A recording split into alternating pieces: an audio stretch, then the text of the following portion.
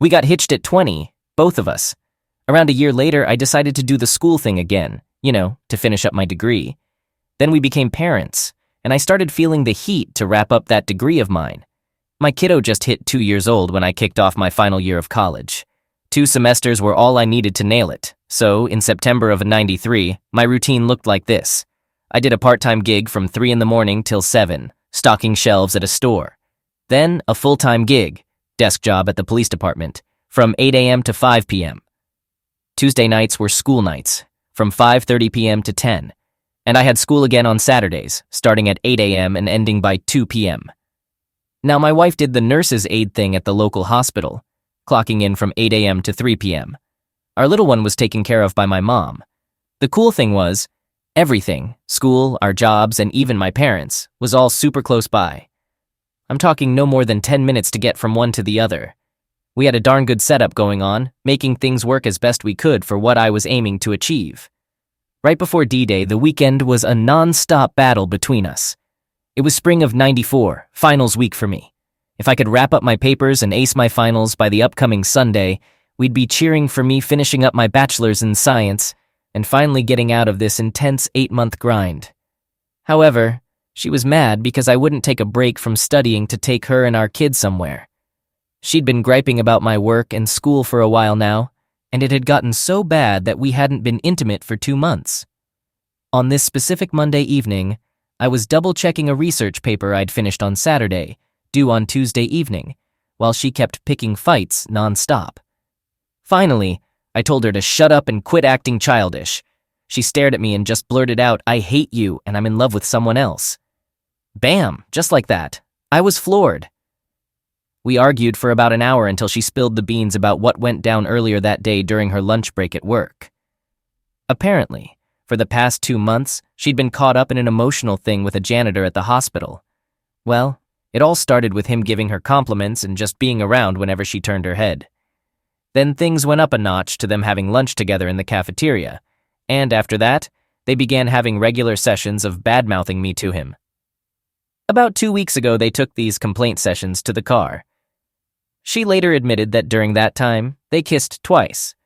But today, things escalated to a full-on makeout session. It ended with her giving him a hand job while he was doing some stuff with his fingers, and they both went on about how much they loved each other. When she spilled this to me, I practically disconnected from reality. I mean, it's like I left this world for a moment. Later, I'll delve into more details about what was going on in my head that night. But for now, let me share what my wife wrote about that exact moment. It was weird. When I told him about what we did, I was kind of ready for some sort of explosion. But he just looked at me with the most awful pain you can imagine. Then it turned into something I can't even put into words. It was like he went blank. He turned away and walked into the bedroom, quietly shutting the door. I remember getting furious then. The jerk wouldn't even put up a fight for me.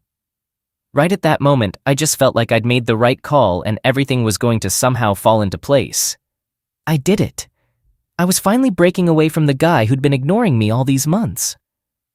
I walked back into the living room with a suitcase, walked past her, and headed straight out the front door.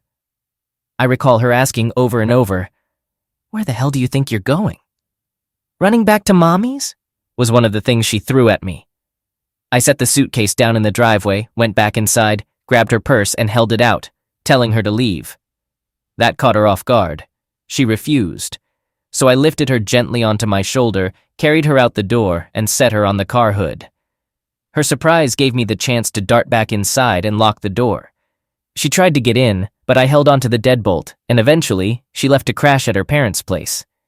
She let them know we were separating but didn't say why. That was a hell of a night. I rang up both jobs to explain a family emergency had popped up, and I wouldn't be making it in the next day. At some point, I drifted off to sleep. Update.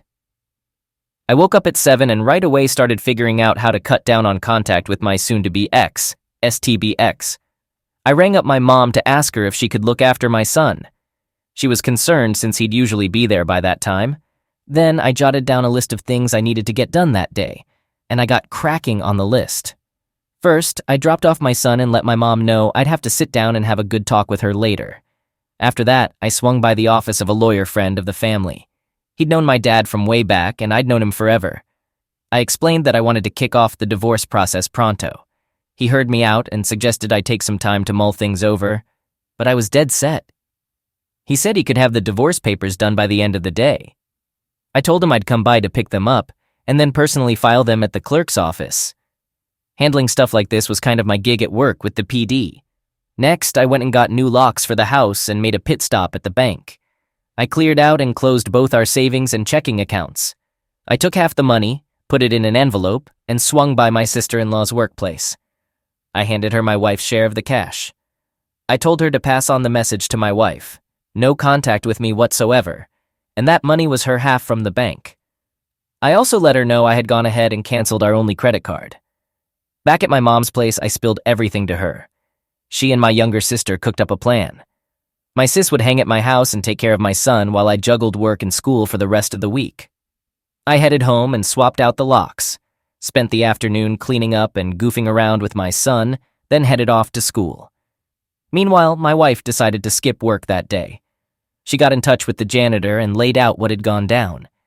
He was understanding and invited her over to his place that evening to escape the stress. I'll give you more scoop on this place in a bit. Long story short, she went over and hooked up with him. Here's what she wrote about that night. He passed out afterward. I recall being all hyped up at first, but during and after, it started to feel off. With him asleep, my mind started wandering. I thought about G, that's me, and how he had kind of pushed me into this. Made me go find someone else. I got up and left.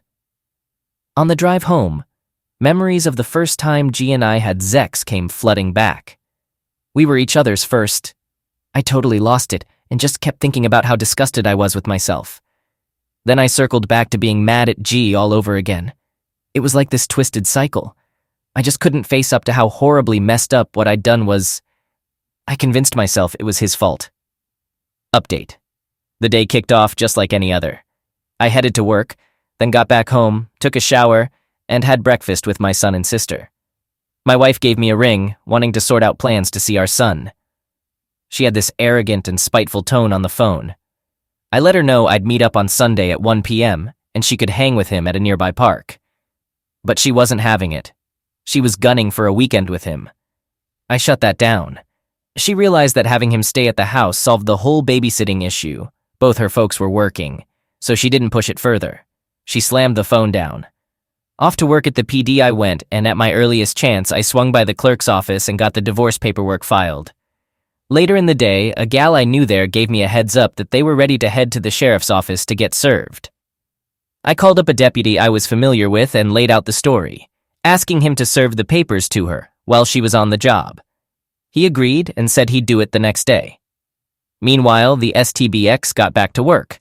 Her janitor buddy swung by her spot and chatted her up throughout the day. Lunch wasn't doable that day, nor could they meet up in the evening.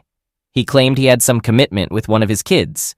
He'd told my wife earlier on in the affair that he was divorced and had 3 kids.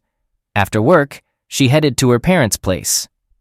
Later that night, she called me 3 times, and each time I hung up the moment I realized it was her. Caller ID wasn't all that common in those days around where I was. Update. Following another night of heavy grieving, my day kicked off just like the previous one. I headed to work. As I got to my second job, I got a call from the deputy who was set to serve the papers. He mentioned he'd be there around noon. I said that was fine. Her lunch break was scheduled from 11 a.m. to noon. I sat at my desk making an attempt to focus on work. I was restless, getting up and heading to the bathroom about 3 times before I eventually threw up. I had to talk myself down and constantly remind myself that I was doing the right thing. Luckily, my wife hadn't reached out to me so far. 11 a.m. My wife meets up with the janitor for lunch. They slip away to his car in the parking lot and engage in intimate activity. Real classy. They clean up, return inside, and grab some food from the cafeteria for lunch. Noon. My wife heads back to the nurse's station on her hall, accompanied by the janitor. They strike up a conversation with the RN in charge of the hall. 5 minutes later, the deputy walks in. He inquires with the RN about Kay, my wife. Kay speaks up, saying, "That's me." The deputy turns to her and in a loud voice declares, "Mrs. K, you're being sued for divorce due to infidelity." My wife collapses onto the floor. Here's how she described the moment. When I heard that, this huge wave of shame and guilt hit me. It sunk in that I had wrecked my marriage, that G was actually going to divorce me. Part of me foolishly truly believed he wouldn't go through with it. I thought this was just another argument where I was trying to come out on top. It was some messed up thinking. Can recall the deputy physically lifting me and making me sit in the chair. There was screaming. It was coming from me. A, the RN, was trying to calm me down. T, the janitor, reached for my hand and I ended up punching him. He turned his head and my punch landed on his neck. I scratched him as he pulled away. A said I was shouting at him, going on about how he had ruined my life. Eventually, they managed to calm me down. The deputy mentioned that the janitor took off right away. She got herself together and went back to her shift, but A did a lot to cover for her. At 2:45 p.m., my wife was nearing the end of her shift when she got summoned to the hospital administrator's office. Fear gripped her. She figured someone must have reported her meltdown. When she walked in, the lady shut the door and wasted no time in telling her she was fired. She was instructed not to come back on the premise and that her final paycheck would be sent by mail. It turned out that someone had witnessed the rendezvous in the parking lot. They reported it. At some point, A had been brought in and shared the story about the divorce papers. The janitor had been called in for questioning, fired, and booted from the premises just an hour before my wife got fired. Word had spread throughout the hospital. She mentioned she just got into her car and drove over to her parents. At this stage, her folks still had no clue what was going on, just that she and I had split up, and things seemed pretty darn serious. At 5:30 p.m., I was having dinner with my son at home. My sister had gone out with her pals, so it was just us hanging out. The deputy had passed along the events from earlier, and I gotta say, it felt pretty satisfying knowing the impact. The fact that the janitor happened to be there was just sheer luck. I was surprised my wife hadn't been arrested for laying hands on him, but well, you can't have everything. Then a knock came at the door. In front of me stood a lady who couldn't have been more than 5 feet tall, and she was incredibly pregnant. She could barely stand up straight. She asked for Kay. I explained that she no longer lived here and wasn't coming back. She asked if I was her husband. I replied, soon-to-be ex-husband. I'd served her the divorce papers earlier that day. She introduced herself as D, the janitor's wife, and revealed she was carrying their 4th child. I invited her in to take a seat. She went on to explain what had gone down earlier, about her husband and my wife getting the boot and the whole messy situation. I felt like I might throw up. Who on earth was this crazy woman I had married? She also filled me in on the house where my wife had been meeting him. At that moment, if I could have found him, I would have killed him without a second thought. Not for my wife, but for the sake of humanity in general. This guy was a total piece of garbage. I'll tell you more about the house later. She asked me where my wife was, and I told her she was with her parents. After she assured me that she only wanted to talk to her and reveal the truth, I gave her directions. My son was still at the table in his chair, visible from where we were sitting in the living room. She praised me for being a great dad, handling the care of my son on my own. Then she got up and left. At 6:30 p.m., my father-in-law answered the door and Dee asked to talk to my wife. Thinking she was one of Kay's friends, he went and got Kay, who stepped out onto the porch to chat. Dee introduced herself and let Kay know she just wanted her to understand the truth about her situation with the janitor. Turns out Dee and the janitor were still married and living together. Dee was in the 8th month of pregnancy, expecting their 4th child. Kay was already upset, tears flowing, and she kept apologizing again and again. But things were about to get worse. You see, the janitor and another guy at the hospital, along with one of their buddies, were involved in a twisted game. Their goal was to see how many married women they could sleep with in just 90 days. Before my wife, the 3rd guy was in the lead with 3 conquests. My wife became the janitor's 3rd. Oh, and the night he supposedly had something going on with one of his kids, he was actually with a 4th woman.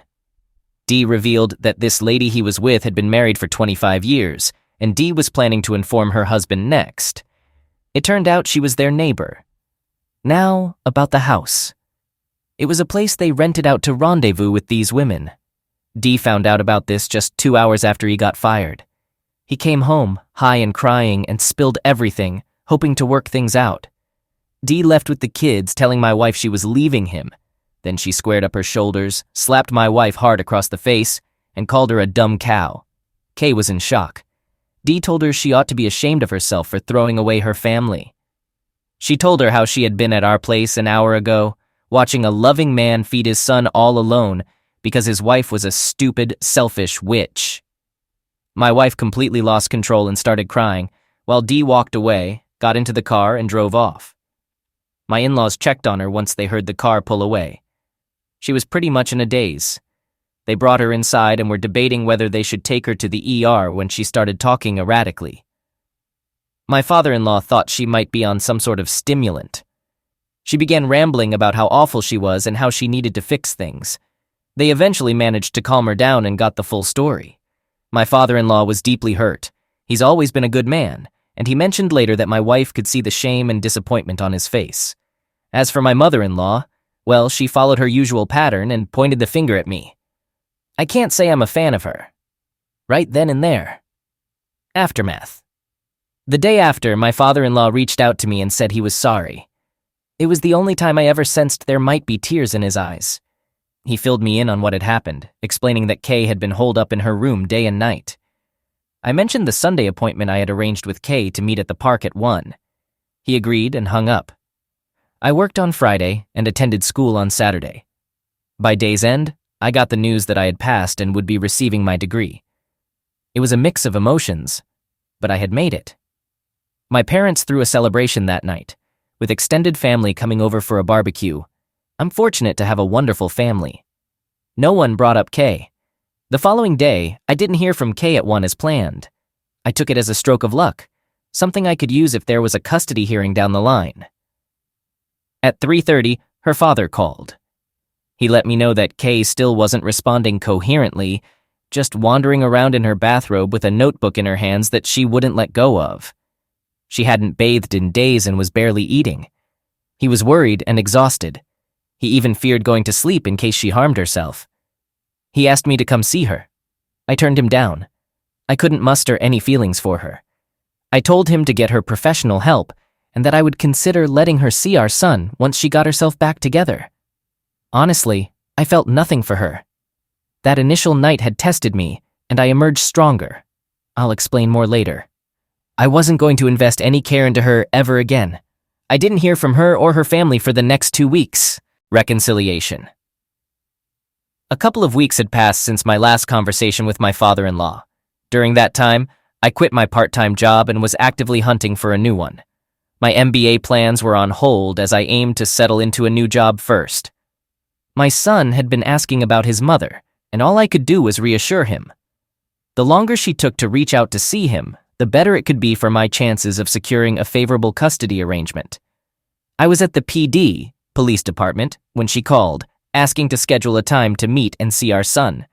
I inquired if she had managed to compose herself enough not to frighten him, and she replied affirmatively. I arranged to meet her at 9 a.m. in the park on Saturday and requested that she bring her dad along. I didn't want to meet her alone, so my mother accompanied me. Upon seeing her, I felt confident that my decision to limit her contact to just 2 hours was the right one. She was in a bad state, noticeably thinner, no makeup, and smelling of ivory soap. None of those familiar feminine scents I associated with her. Later, I found out that her mother had bathed and dressed her. Kay wasn't fully functional yet. Our park meetings continued for about 3 weeks, and I eventually extended them to 4 hours, including Sundays. Her appearance improved each week, but I remained concerned about her mental well-being. Therefore, I refused to let our son stay overnight with her or see him alone. Eventually, my mother-in-law grew tired of this arrangement and decided to hire a lawyer to file for custody. Now, Kay hadn't signed the divorce papers yet, and I was all right with that. After 6 months, I could file for divorce through the court anyway. But the custody lawsuit infuriated me because she was aiming for full custody. I had already discussed with her father that I was open to eventually working toward a 50-50 custody split, but her mother threw that out the window. In response, I counteracted with a request for full custody based on her mental state. Honestly, I was itching for a confrontation. I was furious and needed a way to release that pent-up anger. This was the opportunity. On the day of the custody hearing, my lawyer informed me that her attorney had approached him with a request. Kay wanted to talk to me privately. I initially refused. He mentioned it might be an offer, so I relented, but insisted it should be in the hallway outside the courtroom, where both attorneys could witness it but not hear the conversation. They agreed. She began with small talk, asking about our son and how he was doing. I replied he was great and improving daily.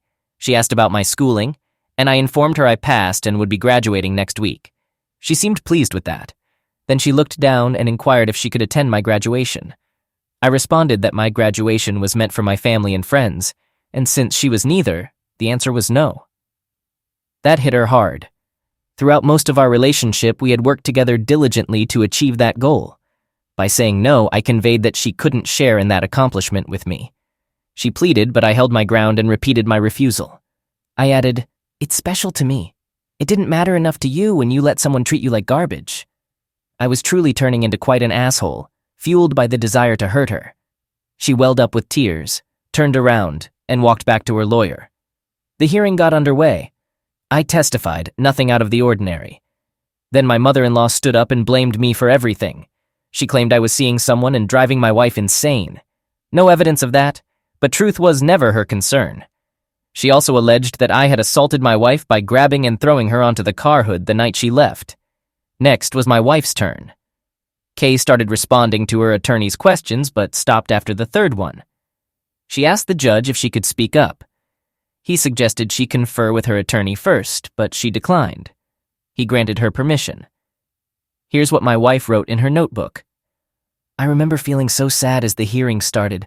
I listened to G presenting his side of the story and how he'd taken care of Jay, our son, all these weeks. I needed to make things right. Sitting there, I knew my mom was lying to shield me, but it was just one more lie on top of another. I'd had enough. I had to fix this. Kay then stated that she wanted to apologize to my parents, who were in the room. She also expressed remorse to her own parents. Looking at me, she acknowledged that I probably hated her more than anyone else right now. She admitted that everything that happened was her fault and that, at this point, she just wanted to salvage whatever was left of our shared history.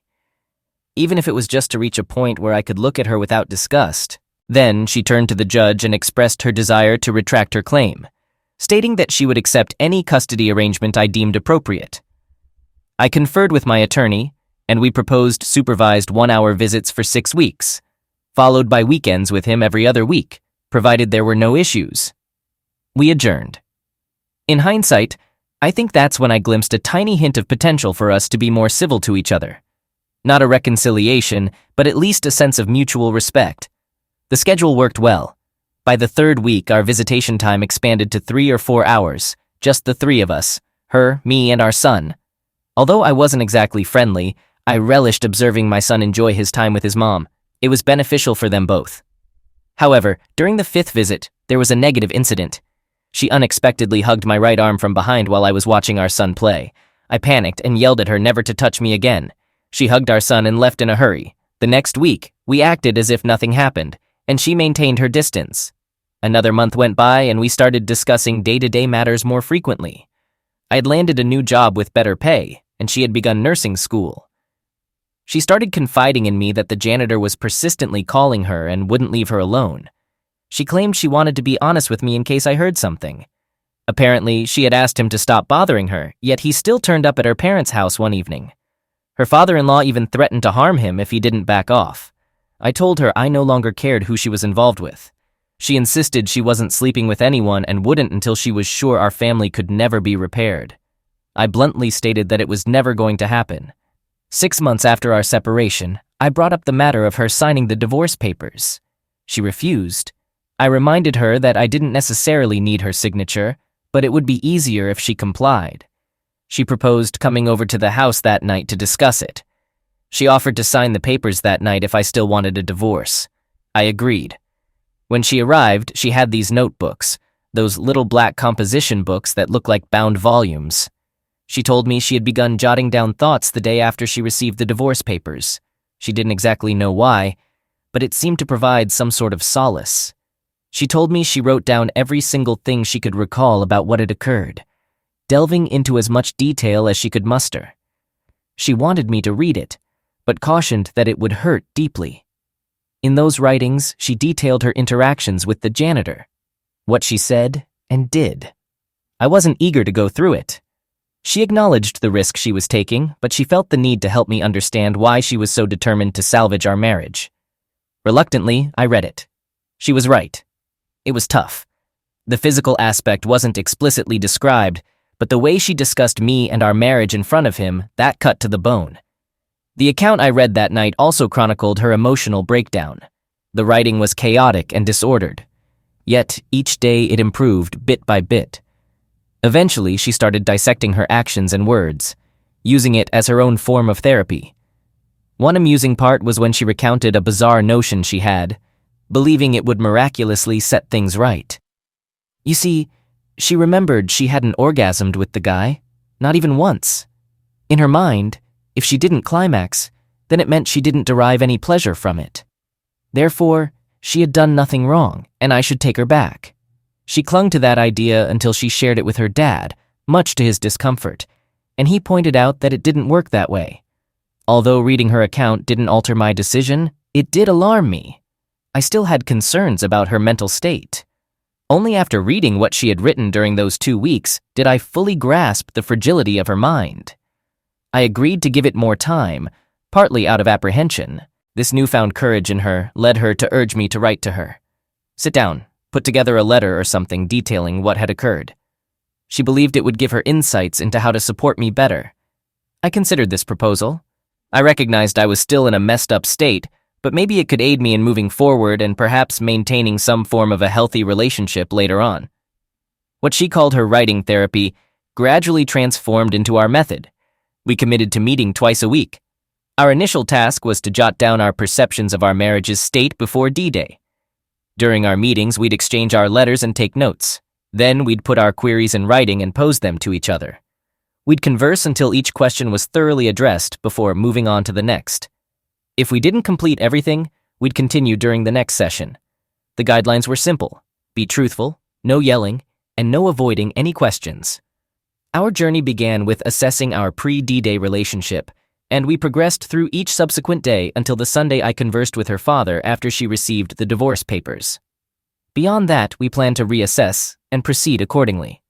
I have to admit, I acted quite terribly throughout this process. I provided honest answers to questions except for one, more on that later. However, I used it as an opportunity to embarrass her. I made her repeatedly recount hurtful things she had said to him about me. I pushed her to share explicit details about the physical encounters. She hesitated at times, but she ultimately followed through.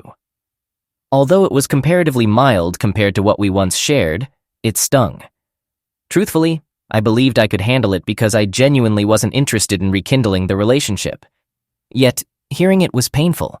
It's astonishing how unkind I had grown, though in my mind it felt justified back then. About a month into this process, I had to admit it was somewhat beneficial for me. She suggested the idea of moving back in and trying the next phase. I declined. She pleaded and presented a compelling case, but I stood firm. Even if I considered reconciliation, I couldn't imagine being intimate with her again. She understood and even proposed that I could seek outside companionship while she remained faithful. That's not something I would be comfortable with, so I declined. Another month passed and I finally relented, but I established firm, non-negotiable rules for the path ahead. First, she had to sleep in the spare room. Second, absolutely no physical contact whatsoever. Third, she kept her money in her checking account, but I handled her banking and provided her with checks for bills, rent for the room, expenses, and some spending money. This was because she had given the janitor $300 from our savings account a week before D-Day. Also, I thought she might say no and not move in. Fourth, her mother wasn't allowed into my home unless we decided to reconcile. I was still mad at her. Still am a bit. Fifth, all previous custody agreements would automatically resume if we didn't reconcile. Sixth, if I started seeing someone else, she had a week to find another place to stay. She agreed and moved back in.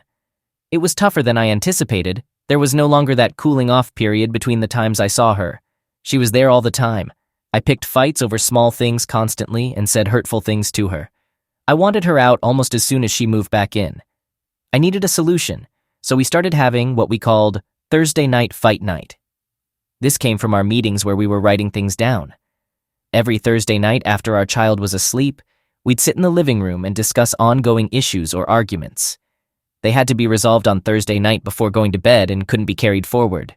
We actually still have a version of this today. It evolved into simply asking during dinner if there's anything we need to discuss that night.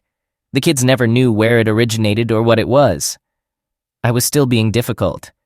I threw her affair in her face at every opportunity. She handled it calmly and never engaged when it escalated to that point. I'd say I was emotionally abusive towards her. However, she was strong. She believed we were meant to be together, and that since she had wrecked our lives, she had to rebuild it on her own until I saw things her way and joined her. She was dedicated to giving me the time I needed. 6 months after she moved back in, I had my own breakthrough. After a particularly rough day with constant triggers, I locked myself in the bedroom. I just couldn't handle it anymore. My wife came to the door and knocked, quietly saying, "You need to talk. I'll be out here whenever you're ready." I heard her slide down the door, sit on the floor, and lean against it. She stayed there for an hour. It was nearly midnight when I finally opened the door. She asked if she could come in, and I said no, suggesting we go to her room. We sat, she on the bed, me in a chair, and I finally opened up about what happened after I asked her to leave on the night I learned about the affair. Let's rewind to the evening of D-Day. After she drove away, I spent a lot of time in my son's room, just watching him sleep. I went to my desk, grabbed the checkbook and bill ledger, and took them, along with a copy of the life insurance policy, placing them in plain view on the kitchen table. I took a shower and then entered the bedroom, retrieving my piece from the closet shelf and placing it on the bed. I dressed in jeans, a button-down shirt, and even tucked in my shirt tail. I combed my hair and sat on the bed, holding the barrel of the piece in my mouth. I tasted the oil on it, which I had strangely fixated on. It tasted exactly as it smelled. I have no idea how long I sat there. Eventually, I unloaded it, put it away, undressed, and went to bed. Unfortunately, I think many betrayed spouses have thoughts like this at some point. I told her that was the one thing I hadn't shared during our recovery. For the first time, I allowed her to hug and kiss me on the forehead, not as a farewell, but in a different way. It was the first emotional connection I permitted. I confessed that I forgave her that night, even though I didn't truly mean it then. It was months later before I genuinely forgave her, but expressing those words started to open a door for me. Following that, physical touch gradually increased. Holding hands, quick kisses, hugs. These became more common in our interactions. Sex wasn't happening yet, but we were moving in that direction. Finally, almost a year after she moved back in, we became intimate. I think of this as our time of hysterical bonding. She continued journaling, and according to her, we had sex 32 times in 28 days. Years later, in a conversation, she shared that until that night, she woke up every morning thinking it might be our last day together. She kept telling herself to just hold on for one more day. She knew me well enough to understand that sex meant I was reconnecting emotionally. Today, our marriage is strong. We've both succeeded in our careers and raised 3 grown children. To our knowledge, they're unaware of any of this. We don't plan to tell them, but we won't lie if they ask. We've undergone significant changes.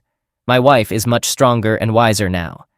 She views this as an unnecessary evil she caused, but one she triumphed over. Sometimes I think she still holds herself accountable. For my part, this topic doesn't surface in our discussions or arguments anymore. It hasn't in over 20 years. She's perceptive and often senses when I'm triggered, which still happens occasionally, maybe once or twice a year. These moments are swift but stinging. Her response is comforting. She'll hold my hand, hug me, and say, "I love you," or "thank you." I've lost some of my inner goodness. I tend to keep my feelings to myself and handle them on my own. While I support her emotionally, I've made it clear I won't be her emotional crutch anymore. It's her responsibility to communicate the issue and propose a solution, which I'll help execute. I love her. Learning to love her again was a process. It's different now, more realistic yet still intense. Like I mentioned earlier, I believe I had to relinquish a part of my goodness for her to become a better person. At this stage of my life, I'm content with that. I hope sharing this can help someone. Every situation is unique, but this approach worked for us, and I'm grateful for it. I'm not advocating for reconciliation, I'm advocating for self-care. Focus on what you can control, not what you can't. Prioritize what benefits you in your circumstance. It's okay to be a bit selfish. Then consider working towards becoming a united we in your relationship or marriage down the line. Look up the Serenity Prayer. Its words are profoundly true, in my opinion. And remember, this forum showcases the darkest days of our lives and marriages. Despite this tragedy, we've created numerous joyful memories that far outweigh it. I wish you all the best on this journey. You can come out victorious on the other side of pain if you invest effort in yourself. Update. It's pretty unbelievable how long ago I posted this. I took a break from this account because I got a lot of negative comments privately from people strongly against reconciliation. I understand where they're coming from. Many who reached out for advice after my post were quickly told that I don't really recommend reconciliation. It's tough. It's challenging. It's painful. But if you can make it work under the right circumstances, it has its own rewards. I just wanted to update everyone that we're still married. We've now become grandparents, and if you've experienced that, you know it's a different kind of love altogether. My wife is partially retired now and does PRN work, meaning she works when needed and when she wants to. I'm still working full-time, but we managed to find plenty of time for traveling. I can't recall the last time I had a trigger, maybe around 3 years ago. It happened because our oldest child found out about my wife's affair through a spiteful relative who leads a rather lonely life. My wife handled the situation with grace and humility, and it seemed to impact me in a way that finally allowed me to move on completely. She apologized for the pain she caused me, and we both agreed that it was in the past, and if our child had any issues with it, we'd support him. But we also cautioned that ultimately, it was a matter between us and fell under the category of our business. Thankfully, it doesn't seem to have negatively affected their relationship, although she was quite embarrassed about it. That's about all there is to share. To all of you experiencing this painful journey, we wish you the best. Update 6 years later. Got some sad news to share about me and my family. Just 3 weeks ago, my former WW, wayward wife, passed away. She fought colon cancer for half a year and eventually left us with all of us there, right by her side in the home we built 4 years ago, the place we had planned to enjoy our retirement in. It's tough to explain the loss. It's like nothing I've ever felt before, even comparing it to the pain we all felt as betrayed loved ones in this community. In the years after our reconciliation, she spent her time making amends for the hurt she caused, and she succeeded in a big way. I really miss her, and our kids do too, but the thing is, I'm still here for a reason. In her final days, she wrote a letter to me. She asked our pastor to give it to me after the funeral when he thought it was right. I read it 3 days back. And there's a part from that letter that I want to share with all of you who have read our story and found something good in it. It shows how important it is for both the betrayed to forgive and for those who messed up to face the consequences of their betrayal even when they're truly sorry. Right now, I'm in a lot of physical pain, as you know, but my faith helps me see what's ahead, and the pain gets a bit lighter. Pain can make you turn inward. In these past weeks, I've been doing a lot of soul searching. Sometimes I feel like I deserve the pain because of what I did to you, what I did to us, so many years ago. But then you lift me up and help me sit in my chair, you feed me, you bathe me, you hold my hand. You play your guitar while I lose myself in memories. It's clear to me now that this pain is a gift.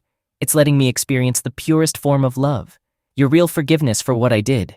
Because only true love and forgiveness show in your actions as you care for me. I love you so much.